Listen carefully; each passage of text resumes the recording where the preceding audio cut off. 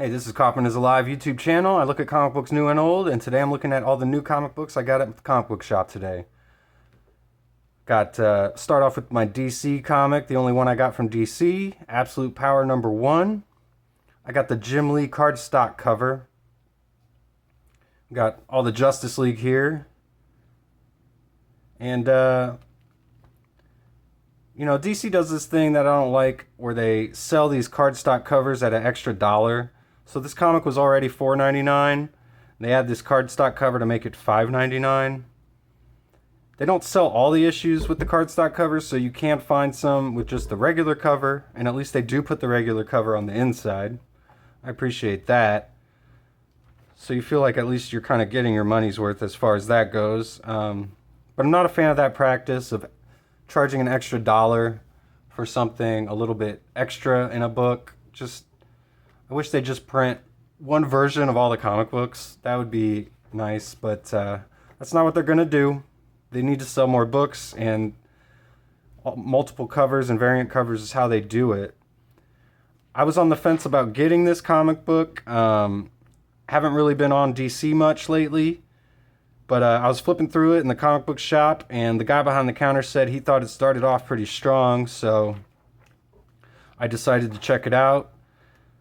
I like Dan More's art on here. Mark Waid is the writer. They're the team on World's Finest, and that is one of the other DC comic books that I was picking up. And I really liked what they were doing. I like the Kingdom Come, the Return to Kingdom Come arc that they did. And Dan Mora has got some great artwork, so I decided to pick this up, and it's kind of a culmination of everything DC's been doing the past few years. The failsafe Batman Robot storyline by Chip Zdarsky is involved in here. Amanda Waller from way back in the Suicide Squad storyline from a couple years ago is all culminating here, so interested to see what happens. I'll be making a review of this definitely coming up, so stay tuned for that. And I got from Dynamite Comics Space Ghost #3. I got the first 2 issues of Space Ghost, and I wasn't sure if I was gonna, keep going, but I like those 2 issues enough that I'm gonna stick with it. I really like the art here by Jonathan Lau. It's a really fun book. This is a really nice splash page. I haven't flipped through any of these comics yet, so you're looking at them for the first time just like me. Hopefully eventually I get around to reviewing all these comics, but we got Blip and Jan and Jace here teaming up with Space Ghost. So lots of fun. Then we'll move on to my Image comics that I got this week. I got Local Man #11. This is a great comic book if you're a fan of a certain age. If you grew up with Image comic books in the early 90s, Extreme Studios, Savage Dragon, Shadowhawk, Youngblood. This is a comic you should be reading, I think. It's really great. It's got some nice artwork here. There's 2 stories in every issue as well, told from different viewpoints. One's told from like a modern viewpoint here, as we've got our main character Crossjack, and he's older now. He's no longer Crossjack. He's dealing with midlife crisis.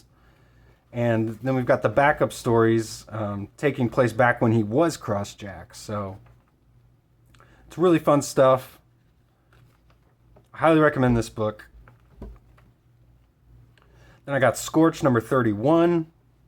This is the Spawn team-up book.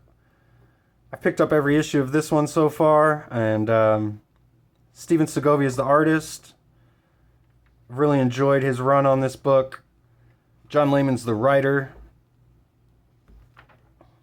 She-Spawn is kind of the main character of this book as well. So if you like She-Spawn, you should pick this book up. Tells kind of her story. Again, I really like this cover with Haunt. And then we got Gunslinger #33, another Spawn title here. The Spawn comics are only $2.99, which is always cool. They're $1 cheaper than Marvel or DC. I really like this cover, like a stairway to hell. We got Carlo Barberi, he's the artist. Todd McFarlane's the writer. They kind of switched artists on Spawn and Gunslinger. Brett Booth was doing Gunslinger and he switched over to Spawn. Carlo Barberi was doing Spawn and he switched over to Gunslinger. So different styles for sure, but both pretty solid.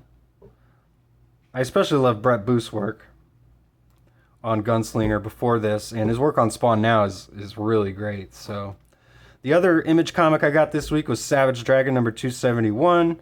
It's written and drawn by Erik Larsen. I can't flip through it because I think there's probably some explicit images in here if I'd had to guess.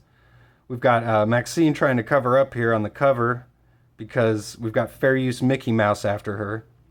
It's pretty silly how Larsen's turned Mickey Mouse into this evil sex pervert, and he's become an enemy of the dragon now. So that's what's going on here. I really like the old school aesthetic of these Savage Dragon covers. They've always got a cool backup story as well, and back cover. We'll move on to the Marvel comics I picked up this week. I got Venom number 35. Al Ewing's the writer and Cafu is the artist. I think he's on the cover here too. I picked up every issue of this Venom series. I was really into Venom after King in Black. This series has gone in a completely different direction than what I thought it was going to go. But I'm still hanging on here. I've got to imagine it's probably going to be wrapping up fairly soon after the Venom War. So I'm trying to get a full run on this series.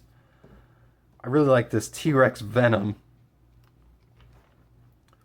And we got Venom World here, which seems to be our final destination of all these storylines going on right now. Basically it's an entire planet symbiote, which I think was kind of what they were getting to during King in Black as well. So I'll definitely be reviewing this coming up soon. Venom number 35. Then I got Moon Knight number 0, Fist of Khonshu. This is an interesting book. They just announced this a few weeks ago once it was revealed that Mark Spector was coming back as Moon Knight. He came back in the Blood Hunt crossover series in the main Blood Hunt title. And it's got the main Vengeance of Moon Knight team on here, Jed MacKay and Alessandro Cappuccio. So, you know, they've been a great team. The original Moon Knight comic that they were on last couple years was awesome, and I've really liked Vengeance of Moon Knight too. So when I heard this comic was coming out, I was definitely going to hop on and grab this, and it doesn't look like it's disappointing. Lots of splash pages, one after the other, it looks like. This is really cool.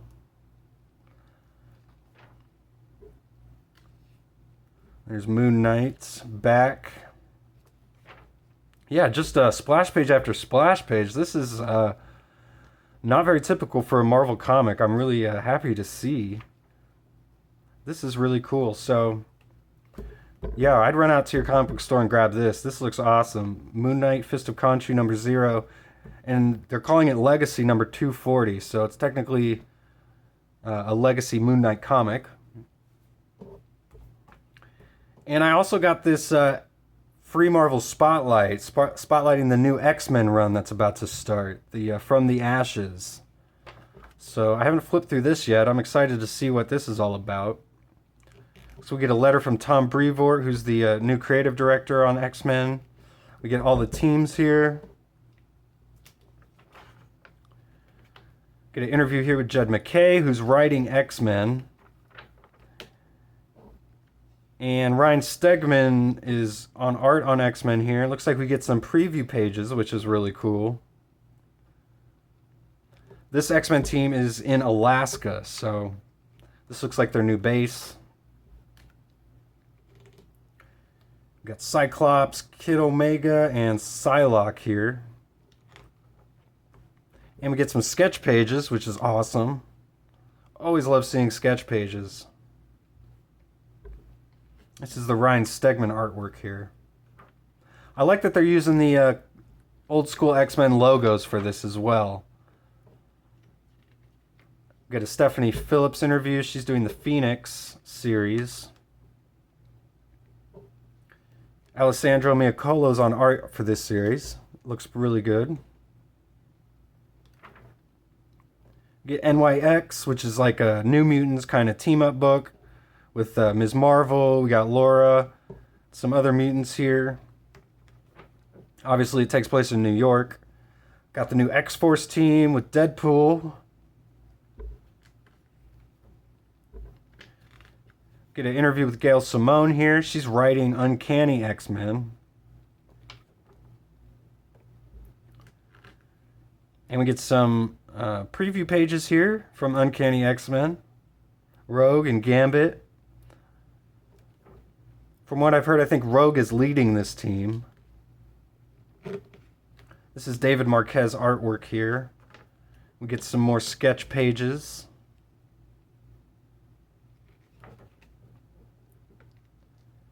We're going to see a new X-Factor book.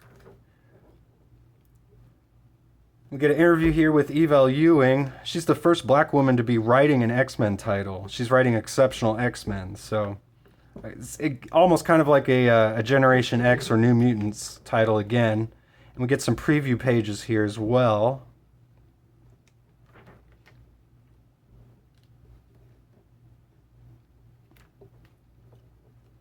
Carmen Carnero is the artist here, and we get some of her sketches of this new team.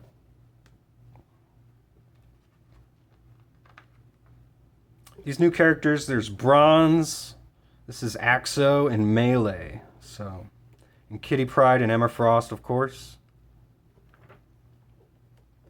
We get Saladin Ahmad interview. He's writing the new Wolverine series, excuse me.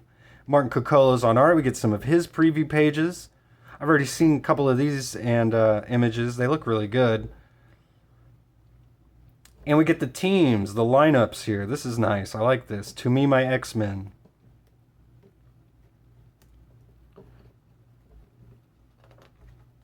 We get the lineups here for X-Force, NYX, and X-Factor as well. So this is a really cool book. I'd run out to your comic book shop and get it. It's free with a purchase.